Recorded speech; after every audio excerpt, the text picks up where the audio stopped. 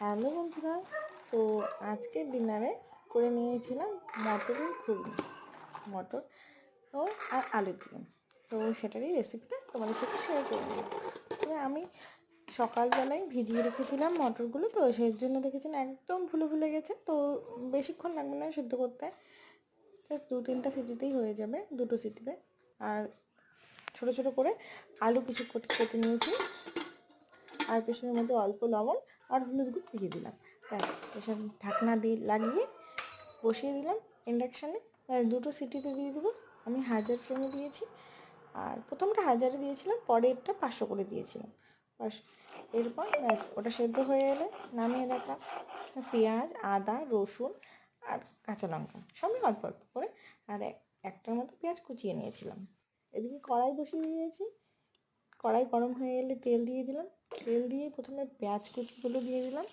পেঁয়াজ কুচিটা ভালো করে লাল লাল করে ভেজে নিয়ে তারপরে বাটা মশলাটা দিলাম। আমার তো এই মটরের ঘুগনি খেতে খুবই ভালো লাগে। তোমাদের কেমন লাগে অবশ্যই কমেন্ট করে জানাবে। তো যাই হোক, এই বাটা মশলাটা দিয়ে দিলাম। দিয়ে ভালো মতো কষিয়ে নিয়ে দিয়ে দিলাম হলুদ গুঁড়ো, জিরে গুঁড়ো, ধনে আর লাল লঙ্কা গুঁড়ো, আর সাথে কিন্তু নুনও দিয়ে দিয়েছি একবারই।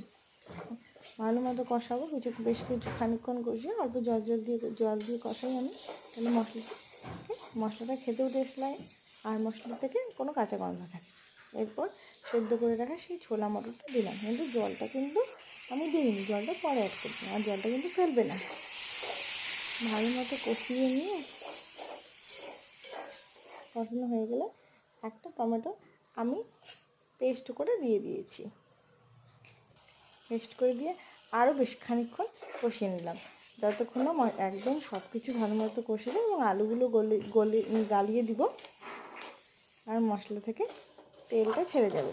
ব্যাস হয়ে এলে উপর থেকে যে সেদ্ধ করে রেখেছিলাম জলটা, সেই জলটা অ্যাড করে দেব।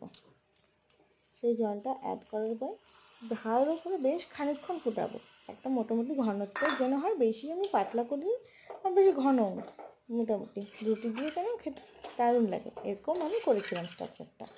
যাই হোক, উপর থেকে তারপর ফুটে এলে ধনেপাতা ছড়িয়ে এবং সামান্য একটু আমি গরম মশলা গুঁড়ো দিয়েছিলাম, তোমরা চাইলে দিতে পারো, নাহলে ওটা পুরোটাই অপশন। তারপর ব্যাস নামিয়ে নিলাম, রেডি। কেমন লাগলো অবশ্যই কমেন্ট করে জানাবে, ভালো লাগলে একটা লাইক করে দেবে।